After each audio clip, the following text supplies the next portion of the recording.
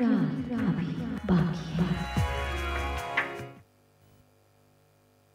के बाद क्योंकि रात अभी बाकी है में हम एक बार फिर आपके सामने हाजिर हैं। आज के एपिसोड में हम बात कर रहे हैं गर्भावस्था के वक्त सेक्स की।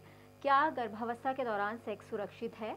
ये जानने के लिए आप फ़ोन उठाइए और हमारे एक्सपर्ट से सीधी बात कीजिए। आज हमारे साथ हैं गायनेकोलॉजिस्ट डॉक्टर अंजुना सिंह और हमारे साथ हैं urologist and andrologist doctor Sanjay Garg. Doctor Anjuna, जैसे कुछ देर पहले हम जानना चाह रहे थे, ये बीच के जो 3 महीने हैं ये कितने सेफ है? माफ़ कीजिए, इसका जवाब कुछ देर बाद आपसे जानूंगी। एक और कॉलर हमारे साथ है, अपना नाम बताइए। हेलो जी, क्या नाम है आपका? दीपेंद्र। कहाँ से बोल रहे हैं आप? बस्ती से। जी, क्या सवाल है आपका?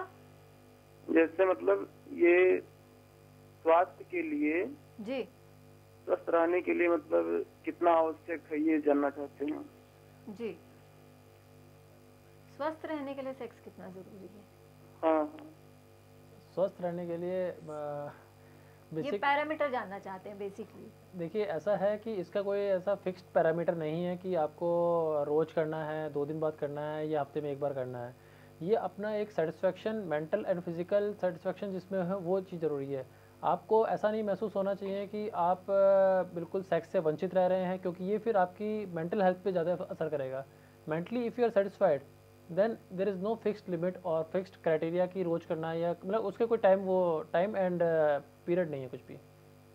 It is all dependent on the mental health और साइकोलॉजी। डेफिनेटली जी, जैसे हम कोई अगर रोज दिन में भी 2 बार करके भी सेटिस्फाइड नहीं है और कोई हफ्ते में 1 बार करके सेटिस्फाइड है। Depends from person to person. एक और कॉलर हमारे साथ है, अपना नाम बताइए। हेलो जी, क्या नाम है आपका? मैडम, हम संदीप बोल रहे हैं जगदलपुर छत्तीसगढ़ से। जी मैडम, हम अभी न्यूली मैरिड है जी, और 8 दिन के बाद में आज हमारी सुहागरात का आयोजन किया गया है जी। और मैडम अभी हम 4 प्ले के बाद में हम हमारे मिसेस के साथ में अभी सेक्स करना चाह रहे हैं, लेकिन वो डर रही है जी कि सेक्स करने से ब्लीडिंग हो जाता है और हम बहुत तकलीफ होगी हमें जी और कुछ समस्या, और मैडम वो शर्मा रही है जी। तो अभी हम दोनों हस्बैंड एंड वाइफ, तो हमने अचानक उन्हें सोचा कि आज फोकस टीवी पे ऐसा प्रोग्राम है जी। तो प्लीज मैडम उसको आप गाइड करिए ताकि वो हमें सेक्स का आनंद दे पाए और ताकि हम उसके साथ में एकदम सुरक्षित और सेक्स का आनंद दोनों में अभी भी ले पाए। जी जी जी, ये बहुत अच्छी बात है कि आपने अपनी वाइफ का जो डर है वो दूर करने के लिए फ़ोन किया है। डॉक्टर अंजुना, क्या टिप्स देना चाहेंगी आप इनकी वाइफ को कि वो डरे नहीं? देखिए, मैं तो यही कहना चाहूँगी कि जनरली जो वो ब्लीडिंग से घबरा रही हैं, that is a very natural thing. जब कभी भी फर्स्ट टाइम इंटरकोर्स होता है, जो एक पतली एक जो झिल्ली होती है जिसको कि हम हाइमन कहते हैं, वो जनरली रप्चर हो जाती है इंटरकोर्स के वक्त और उसको रप्चर होने के बाद थोड़ा सा ब्लीडिंग और पेन होने का चांसेस रहता है। बट वो तो मतलब दैट इज़ इनएविटेबल, वो तो होगा ही, उसके बाद ही वो आगे सेक्स का आनंद उठा पाएंगे। तो उनको मेरे हिसाब से इन सब चीज़ों से ना घबराकर she should cooperate with her husband. इसमें मैं थोड़ा सा पॉइंट ऐड करना चाहूँगा कि जैसे अभी मैडम आप कह रहे थे कि इनएविटेबल है, तो थोड़ा सा अभी कई बार ऐसा होता है कि उनका हाइमन हो सकता है कि किसी पहले से रच जाए, तो सिर्फ ये ब्लीडिंग को लेके कि है होगी या नहीं होगी इसको लेके चिंता ना करें। दूसरा जो इन्होंने बोला था कि 4 प्ले कर रहे हैं या उसमें जा रहे हैं, तो this is very good. 4 play करने से वो उस टेंशन से, उस नर्वसनेस से हट जाएंगी। जब दोनों हस्बैंड वाइफ एक दूसरे से बात करके समझ के दे will go into the act, तो दोनों के क्या है कि एक वो मेंटल लेवल चेंज हो गया जी। उनके वजाइनल सेक्रेशंस भी आएंगे, तो उसमें जो लुब्रिकेशन होता है उससे इंजरी होने के चांस या मतलब उनको कष्ट होने के चांस कम है और दर्द भी कम होगा। तो अगर 4 प्ले करेंगे तो इट इज़ ऑलवेज बेटर कि वो पूरी तरह से इसमें पहले इन्वॉल्व हो, involve into the 4 play and then go into the actual act. और ब्लीडिंग होती है अगर इनएविटेबल है, तो क्या ये ब्लीडिंग इतनी ज़्यादा होती है कि किसी को घबराना चाहिए? रेयरली इतनी नहीं होती है। इट इज़ वेरी रेयर कि बहुत ज़्यादा ऐसे ब्लीडिंग हो जी। अगर कोई बहुत ही वेजाइनल टीयर वियर अगर कभी हो जाता है, वो बहुत रेयर है। जनरली बहुत मतलब इतनी ब्लीडिंग नहीं होती। मैं समझता हूँ ये बहुत समझदार हैं जो इस तरह की बातें कर रहे हैं, तो ये तो वैसे भी उनको कुछ हानि नहीं पहुँचाएंगे। हाँ, तो ये if they will go into that तो bleeding won't be an issue ji. एक और कॉलर हमारे साथ है, अपना नाम बताइए। Hello sir. जी, क्या नाम है आपका? हेलो मैडम, मेरा एक पहले के तो मेरा पहले बच्ची का उम्र 4 साल हुआ, जी दूसरी अभी 8 महीना चालू है। जी तो अभी मेरा बीवी को एक प्रॉब्लम है कि उसका जो प्लेटलेट काउंट है वो थोड़ा कम है, 130 है। और जो वो क्या, और हीमोग्लोबिन जो है ना वो 8 ग्राम तक है। जी तो अभी 8 महीना चल रहा है, तो अभी जो शारीरिक संबंध में कुछ प्रॉब्लम आएगा क्या? जी, हीमोग्लोबिन 8 है और 8 मंथ है। बेसिकली इनका मतलब प्लेटलेट काउंट तो रिलेटिवली ठीक ही है, बट हाँ हीमोग्लोबिन बहुत ज़्यादा कम है। 8 ग्राम तो आगे चल के अब 8 मंथ है तो 9th मंथ में डिलीवरी कभी भी हो सकती है। अगर कोई भी लेडी अगर इनीमिक है तो उसको ड्यूरिंग डिलीवरी बहुत ज़्यादा एक्सेसिव ब्लीडिंग होने का चांसेस हो सकता है, इन्फेक्शन होने का चांसेस हो सकता है। तो बहुत ज़रूरी है कि इनका हीमोग्लोबिन अभी बढ़ाना चाहिए।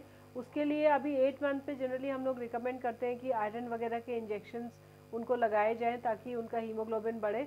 वरना अगर लेबर पेन्स वगैरह जल्दी जो कि बहुत कॉमन होता है pre term labour pains anaemic लोगों में होना, और अगर लेबर में ये चली जाती हैं और एक्सेसिव ब्लीडिंग होती है तो इनको फिर खून चढ़ाने की भी ज़रूरत पड़ सकती है। तो इसलिए बहुत ज़रूरी है कि आयरन रिच डाइट खाएं और इंजेक्शंस वगैरह लगाएं। और कई बार कुछ औरतों को देखा जाता है कि कीड़े वगैरह होने की वजह से भी वो काफ़ी एनीमिक होती हैं, तो उनको वो डीवर्म भी करना चाहिए और हीमोग्लोबिन इम्प्रूव करने का कोशिश करना चाहिए। जी, एक और कॉलर हमारे साथ हैं, अपना नाम बताइए। हेलो जी, क्या नाम मेरा है? नाम खान है। जी मेरा नाम खान है, मैं मस्कत से बोल रहा हूँ। जी हाँ, मैं पहले भी 2 वीक बिफोर मैं कॉल किया था, लेकिन मुझे उसका जवाब थोड़ा मैं सेटिस्फाइड नहीं हो पाया था। जवाब मेरा ये क्वेश्चन था जी मैडम जी कि हमारा मतलब क्या है, जैसे मैं सेक्स के पहले, इंटरकोर्स के पहले जी तो मतलब पेनिस से पानी टाइप का, जैसे लार टाइप का निकलने के बाद क्या होता है कि वो फिर पेनिस से मतलब क्या है कि इरेक्टेड नहीं हो पाता, मतलब स्टैंड नहीं कर पाता, जिसके वजह से इंटरकोर्स में प्रॉब्लम होता है। या अभी मैं मस्कत में बिना फैमिली के हूँ, या कोई भी ऐसा सेक्स का बात आने के बाद मतलब वो उधर पानी आ जाता है पेनिस से और फिर इरेक्टेड नहीं हो पाता। जी तो मैं कॉल किया था लेकिन मुझे उतना जी जवाब अभी मतलब जी अभी आपके मतलब मैं सवाल का satisfied जवाब नहीं हो देने की पाया था। एक बार फिर से कोशिश की हाँ, जाएगी। नहीं, हाँ, जैसे इन्होंने बताया कि इनका जो कुछ सिक्रीशंस निकलते हैं बिफोर दी एक्चुअल एक्ट, जी ये एक नॉर्मल प्रोसेस है।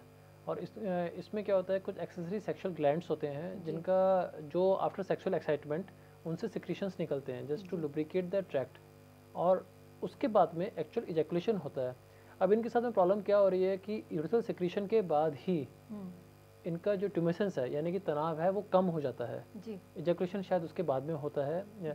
तो इसमें एक बार इनको अपने एंड्रोलॉजिस्ट के पास जाके फिजिकल एग्जामिनेशन कराना चाहिए। जी कई बार ऐसा होता है कि जस्ट छोटी सी चीज़ होती है, लेकिन एक प्रोस्टेट ग्लैंड होता है, उसके इन्फेक्शन में, उसकी इन्फ्लेमेशन के कारण, जिसको हम प्रोस्टेटाइटिस बोलते हैं, जी उसमें ये चीज़ हो सकती है कि एक्सेसिव सिक्रीशंस आ रहे हों और प्रॉपर ट्यूमेसेंस नहीं आ रही है। जी पहली चीज़ तो ये अपने एंड्रोलॉजिस्ट के पास जाके अपना फिजिकल एग्जामिनेशन कराएंगे। साथ में अगर ज़रूरत पड़ती है तो कुछ वो और टेस्ट जैसे हार्मोनल असेसमेंट वगैरह करा सकते हैं। बट इनकी समस्या कोई ऐसी नहीं लगती कि जो सॉल्व नहीं सकती। ड्रग्स मतलब मेडिसिन से समस्या दूर हो सकती है। ये जी, बस इन्हें जाके कंसल्ट करना एक बार पड़ेगा, कंसल्ट करा के चेकअप करा लें। हाँ, एग्जामिन करना हाँ। पड़ेगा। एक और कॉलर हमारे साथ हैं, कहाँ से बोल रहे हैं आप और क्या नाम है आपका? जी, हम दुबई से बोल रहे हैं। जी हेलो, जी हम सुन रहे हैं। आपसे रिक्वेस्ट है आप अपने टीवी का वॉल्यूम कम कर दीजिए और अपना सवाल पूछिए।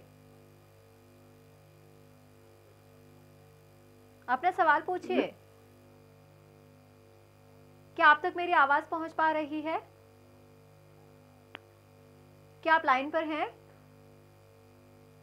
लगता है वो हमारा सवाल नहीं सुन पा रहे हैं। डॉक्टर अंजना, जो हम कह रहे थे सवाल जिसका जवाब हम जानना चाह रहे थे, क्या बीच के जो 3 महीने हैं प्रेगनेंसी के दौरान ये कम्प्लीटली सेफ हैं? रिलेटिवली सेफ है मैं कहूँगी, और वो भी तब अगर कोई प्रेगनेंसी रिलेटेड और कोई कॉम्प्लिकेशन नहीं है। जैसे मैंने बताया कि कोई उसको previous history of pre term labour pains नहीं है, या फिर उसका आंवल नाल जो है बिल्कुल प्रॉपरली सिचुएटेड है, नीचे नहीं है, तो सेकेंड ट्राइमेस्टर में या बीच के 3 महीने में सेक्स करना रिलेटिवली सेफ है as compare to first and second. But अगर सेकेंड ट्राइमेस्टर में भी किसी लेडी को इंटरकोर्स के इमीडिएट बाद बहुत ज़्यादा पेट में दर्द होना शुरू हो जाता है या कोई और कोई प्रॉब्लम होती है या वो मतलब ठीक महसूस नहीं करती है, तो तब भी नहीं करना चाहिए। जी, एक और कॉलर हमारे साथ है, अपना नाम बताइए। क्या नाम है आपका? जी, सपन गाँव। जी, कहाँ से बोल रहे हैं आप? मैं दिल्ली से बोल रहा हूँ मैम। जी, क्या सवाल है आपका? क्या सवाल है आपका? क्या आप सुन पा रहे हैं? लगता है तकनीकी खराबी की वजह से प्रॉब्लम हो गई है। डॉक्टर अंजना, किस तरह की कॉम्प्लिकेशंस हो सकती है अगर ये चीज़ फॉलो नहीं की गई तो? जो सेक्स ड्यूरिंग प्रेगनेंसी है, अगर जो पीरियड आप बता रही हैं जिस वक्त अवॉइड करना चाहिए उस वक्त अगर अवॉइड नहीं किया गया, संभोग किया गया, तब किस तरह की कॉम्प्लिकेशंस हो सकती हैं? देखिए, पहले 3 महीने में तो जैसे मैं पहले भी कई बार बताया कि अगर फर्स्ट 3 मंथ्स में संभोग होता है तो ब्लीडिंग के बहुत चांसेस होते हैं और उससे थ्रेटेंड अबॉर्शन हो सकता है। कई बार इनएविटेबल, मतलब पूरी तरह से भी अबॉर्शन होने का, अगर ब्लीडिंग ज़्यादा हो तो अबॉर्शन ज़्यादा होने का मतलब कंप्लीट अबॉर्शन होने का खतरा रहता है। और थर्ड ट्राइमेस्टर में जो लास्ट के 3 मंथ्स हैं, एक तो डेफिनेटली बेबी को इंजरी होने का चांसेस होता है और दूसरा ये है कि प्री टर्म लेबर पेन्स भी कई बार प्रेसिपिटेट होने का चांसेस रहता है। Pre mature labour pains precipitate होने का चांसेस रहता है, इसलिए हम लोग जनरली मना करते हैं कि इस समय में जो है सेक्स सेफ नहीं है प्रेगनेंसी। एक और कॉलर हमारे साथ है, अपना नाम बताइए। क्या नाम है आपका? मैं सुनील दुबई से बोल रहा हूँ। जी, सवाल पूछिए अपना।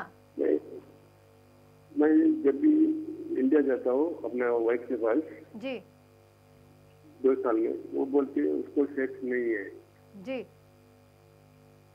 उसको मतलब वो नजदीक नहीं आती मेरे जी, वो बोलते उसको मन नहीं है करके।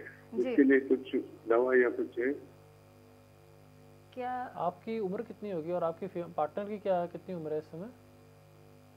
मेरी 42 है और आपकी पार्टनर की 39 है।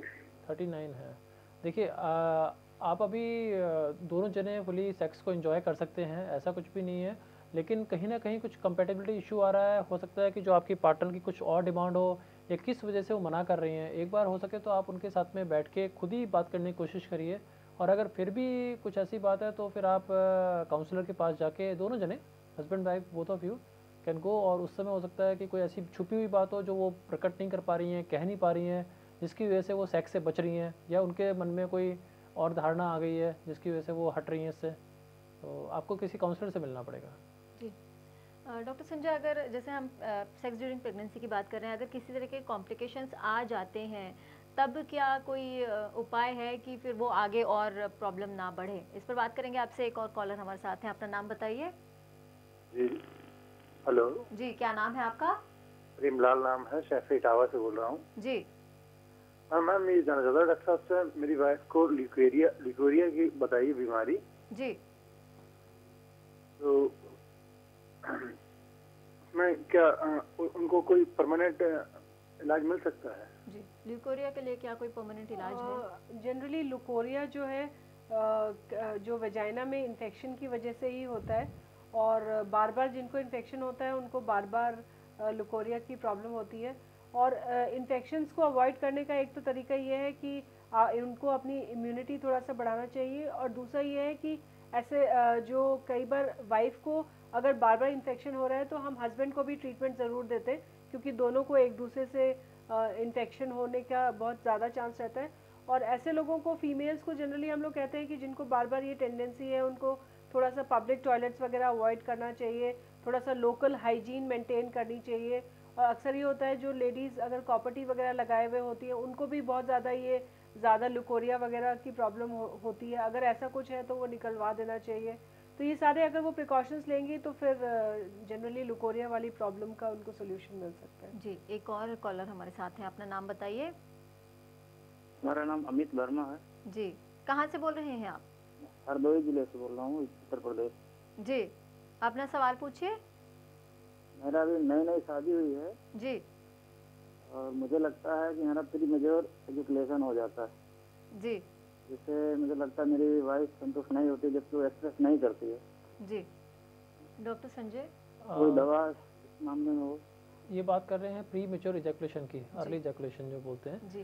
तो हो सकता है कि ये इनके साथ में मतलब इसमें आपको पहले जैसे हम बात करते थे कि 1 मिनट की ड्यूरेशन अगर उससे कम है तो हम प्री मेच्योर इजैकुलेशन बोलते थे, लेकिन आजकल ये जो टाइम ड्यूरेशन है ये ख़त्म हो गई है। मेन चीज़ आती है कि दोनों का सेटिस्फेक्शन, अगर इनकी पार्टनर पूरी तरह सेटिस्फाइड नहीं हो पाई हैं, ऑर्गेज़म अचीव नहीं किया है, तो थोड़ा सा इनको अपना टाइम इंक्रीज़ करना चाहिए। इंक्रीज़ करने के कई तरीके हैं। कुछ तो ये होता है कि मल्टीपल टाइम, मतलब अगर ये सेकंड टाइम थर्ड टाइम करेंगे तो नेचुरली इनकी जो ड्यूरेशन है वो बढ़ जाएगी। दूसरा, फिर हमारे पास में कुछ मेडिसिन भी आ गई हैं डेट कैन बी टेकन, जो लेने से ये इनकी ड्यूरेशन बढ़ सकती है।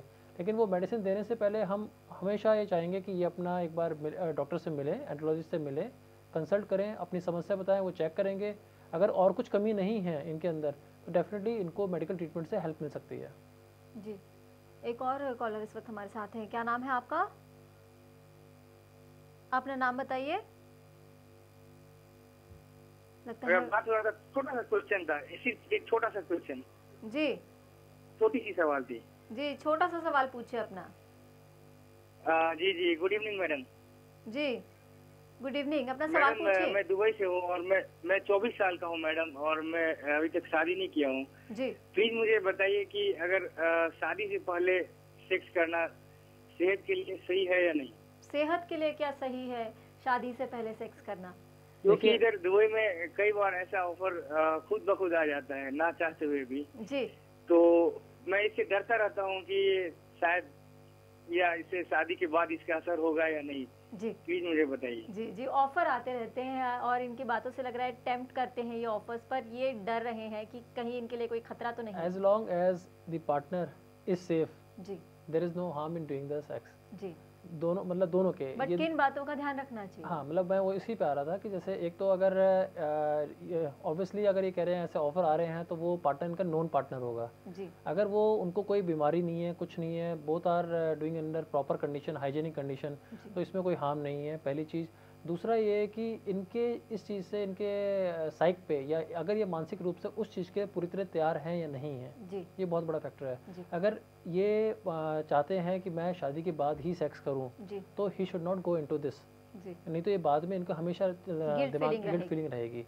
लेकिन अगर ये लिबरल माइंड के हैं और इस चीज़ से इनको फ़र्क नहीं पड़ता तो बस ये होना चाहिए कि that should be a known partner, she should not be having any disease. अगर अननोन पार्टनर के पास जाएंगे तब इन्हें किस तरह के खतरे हो सकते हैं? अननोन पार्टनर के पास जाने पे तो नेचुरली जैसे हमें पता है ये सेक्सुअली ट्रांसमिटेड डिजीजेस हैं, वो उसका खतरा रहता है जी।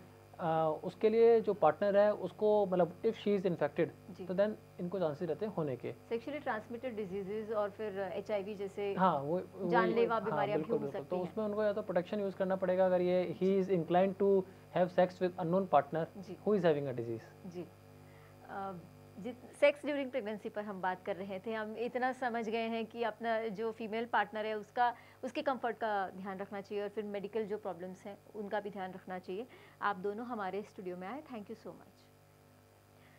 तो वक्त आ गया है आपसे विदा लेने का क्योंकि रात अभी बाकी है। मैं आज के लिए इतना ही। हमें उम्मीद है कि आपको अपने प्रॉब्लम के सॉल्यूशंस ज़रूर मिल गए होंगे और जो लोग आज हमसे सवाल नहीं पूछ पाए, जो अभी भी संकोच कर रहे हैं, वो अपना संकोच दूर करें और अगले एपिसोड में हमें ज़रूर कॉल करें।